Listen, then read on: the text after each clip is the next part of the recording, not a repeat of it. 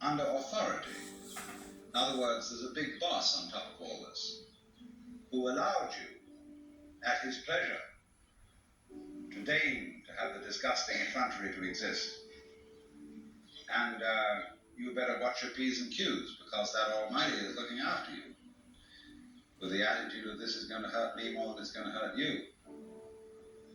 And when you look at the world in that image, or in the other image, that it's a stupid mechanism, either point of view you take, you don't really belong.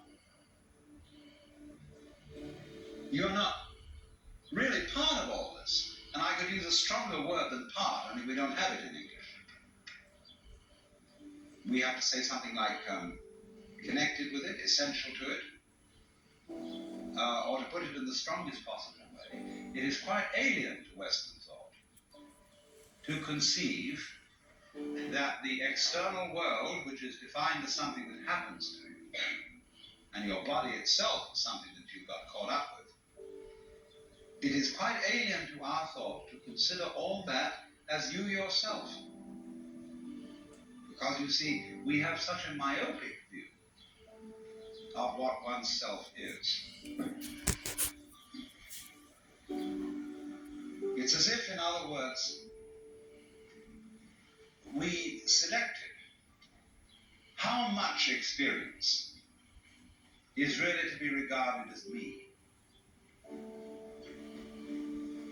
As if you focused your attention on certain restricted areas of the whole panorama of things that you experience, and say, I will take sides with that much of it.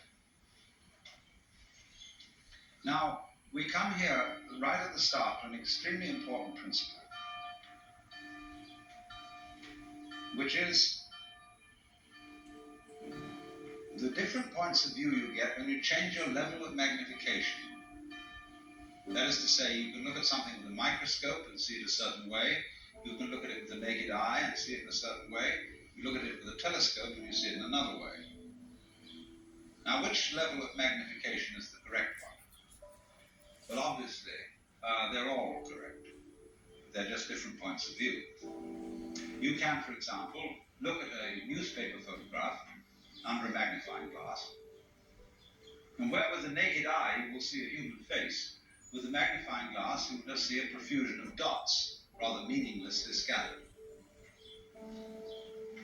But as you stand away from that connection of dots, which all seem to be separate and apart from each other, they suddenly arrange themselves into a pattern.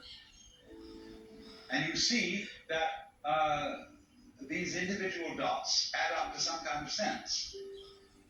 Now you'll see at once from this illustration that maybe you, when you take a myopic view of yourself, as most of us do, but you may add up to some kind of sense that is not apparent to you in your ordinary consciousness. When we examine our bloodstreams under a microscope, we see there's one hell of a fight going on. All sorts of microorganisms are chewing each other up. And if we got overly fascinated with our view of our own bloodstreams in the microscope, we should start taking sides, which would be fatal, because the health of our organism depends on the continuance of this battle. What is, in other words, conflict at one level of magnification is harmony at a higher level. Now, could it possibly be, therefore, that we, with all our problems, conflicts, neuroses, sicknesses, political outrages, wars, tortures, and everything that goes on in human life, are a state of conflict which can be seen in a larger perspective as a situation of harmony?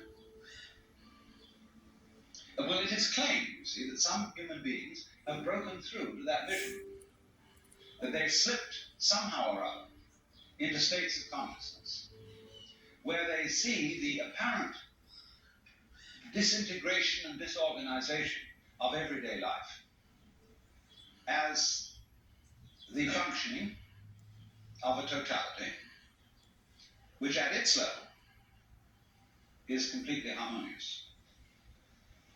And you could say, aha, at last I see, I got the point.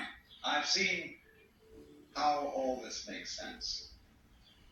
But what this insight depended